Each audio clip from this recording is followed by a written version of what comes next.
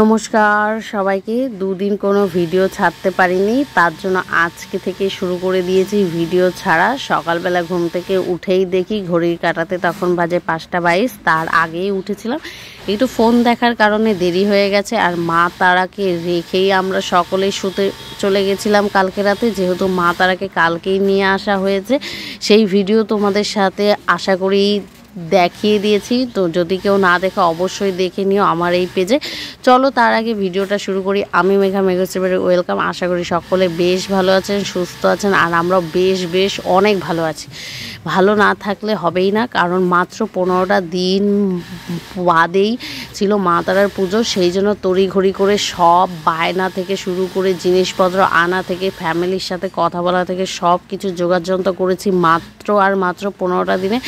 এই 15টা দিন পর এই যে আজকের দিনের এই সকালটা দেখবো বলেই, কারণ তার আগের বছর করতে পারিনি ওই একটাই কারণে, আমার ঠাকুমা গত হয়েছিল আর এই ঘাটেই তার কার্য হয়েছিল। সেই জন্য এই ঘাটে আবার এসেছি। এটা আমার বাড়ির খুব কাছের একটা ঘাট, তাও কাছের বলতে গেলেও 5টা মিনিট লাগে, খুব কাছেই না যে দুপা দিলেই হবে। তো মন্দিরের সামনেই রয়েছে শিব ঠাকুরের মন্দির। এখানে রীতিমতো বেশ হচ্ছে গিয়ে পুজো হয়, এমনকি মেলাও অনেক হয়। অনেক সাধু সন্ন্যাসীরাও এখানে আসে, আমরাও গেছি একবার। যাই হোক, এখানে আমি এসেছি অনেক দিন পর স্নান করতে। এর আগেও আমি কোনো ঘাটে স্নান করিনি, শুধু গঙ্গা জল নিয়ে আর বাড়ি যাই। আজকে রীতিমতো স্নান করেছি, আর জলটা বেশ ভালো ছিল। কয়েকদিন যাবত জলটা অনেক খারাপ থাকার কারণে কেউ স্নান করতে পারছিল না। এখন তো গঙ্গায় দেখছি ভিড়েই টেকে যাচ্ছে না। সকাল তখন ঠিক 7:30 বাজে, আর ওয়েদার আবহাওয়া দেখে মনেই হচ্ছে না তখন বাজে 7:30। এত সুন্দর একটা আকাশ ছিল, এত সুন্দর একটা প্রাকৃতিক দৃশ্য ছিল, যেখানে গঙ্গা থেকে ছেড়ে যেতেই ইচ্ছে করছিল না, কারণ গঙ্গার আবহাওয়া এমনকি জলটাও বেশ গরমদায়ক ছিল। চান করতে বেশ ভালো লাগছিল। বাড়ি আসার পরেই দেখছি দিদি সব জিনিসপত্র নিয়ে বসে গেছে। ঠাকুরের যা যাবতীয় জিনিস, যেমন দশকর্মা, যেমন হচ্ছে ঠাকুরের মাটির বাসন, তারপরে রয়েছে ফলের বাসন, পেতলের, স্টিলের, ফল ও আরও যা ফলমূল সব নিয়ে ও বসে গেছে কাটাকাটি করতে, যোগাযোগ করতে। দেখতে সব কিছু ও কেটে গুছিয়ে মা তারার কাছে দিয়ে কলা পাতা দিয়ে ঢাকিয়ে দিয়েছে। আর আমি রীতিমতোই চলে এসেছি ভিডিও করতে একটা সুন্দর নাইটি পরে, কারণ বাড়ির পুজোতে আর কি পরবো। আমার দিদি তো তাও একটা সুন্দর ড্রেস পরেছে, আর আমি নাইটি পরেই পুরো পুজো কাটিয়েছি। ইচ্ছে ছিল রাতে একটা সুন্দর জামা পরবো, কিন্তু তারপরে কি হয়েছিল সেগুলো আবার অন্য ভিডিওতে দেখাবো অবশ্যই তোমাদের সাথে।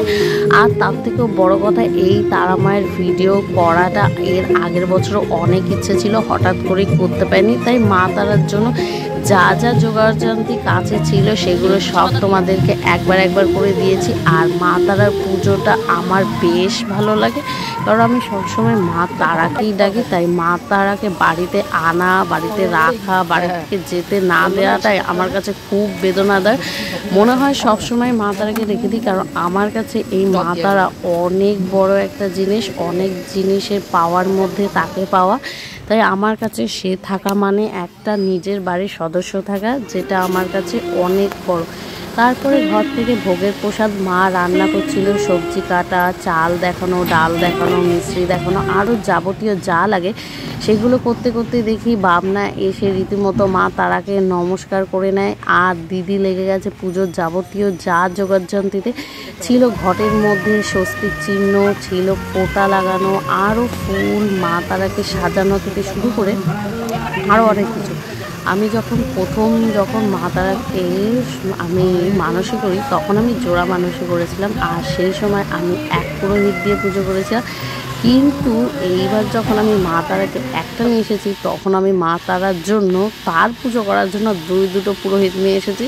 ভাবতেই পারো তাহলে আমার মতো বলদ আর কেউ হতে পারে কিনা। যখন আমি জোড়া করেছি তখন আমি একটা পুরোহিত দিয়েছি, আর যখন আমি একটা পুরোহিত দিয়েছি আর তখন দুটো পুরোহিত দিয়েছি, তখন আমি মা তারাকে একটা নিয়ে এসেছি। যাই হোক, মা তারাকে আমি আমার বাড়িতে ভুল ত্রুটি কিছু হয়েছে কিনা আমি জানি না, কিন্তু আমার মন থেকে, আমার আত্মা থেকে, আমার টাকা পয়সা থেকে, আমার বাড়ির লোক থেকে কখনোই মা তারার জন্য আমি অভাবে রাখিনি। যত কষ্টই হোক, যেটুকু সামর্থ্য থাক, আমি মা তারাকে নিজে যেইটুকু সেই সব দিয়ে কাছের থেকে নিয়ে এসেছিলাম। আর আমি এই পুজোতে যেইটুকু খরচা করি তার থেকে দুটো ভাগ হয়, কারণ আমি চাই আমার এই পুজোতে পুরোটাই আমি খরচা করি, তার মধ্যে যেইটুকু দেয় আমার বাবা দেয়।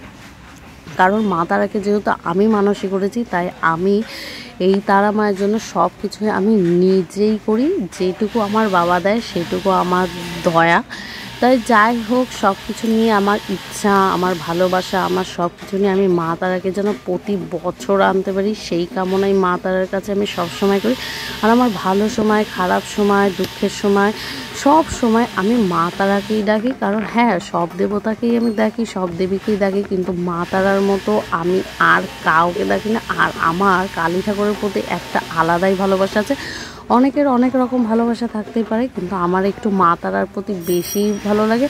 আর সারা উঠোনে মা তারা জিনিসেই ভরে গেছে। এই পুরোহিত আবার মায়ের ঘর ঢেকে দেয়। অনেক পুরোহিত অনেক রকমের হয়, কেউ এরকম করে, কেউ ওরকম করে। পুরোহিতরা যে কে কার থেকে উঁচু সেটা আমার মানে না বলাই বাহুল্য, মানে আমি বুঝে উঠতে পারি না। যাই হোক, মা তারার জন্য যা যা করেছি এই ভিডিওতে দেখালাম। আবারও আসবে আরেকটা নতুন ভিডিওতে, সেটাতে আমরা বলবো আমরা পুরোহিতের সাথে কি সংকল্প করেছি সেই সব ভিডিও নিয়ে। আজকের মতো এই ভিডিওটা এখানেই শেষ করছি। সকলে ভালো থেকো, সুস্থ থেকো, পাশে থেকো।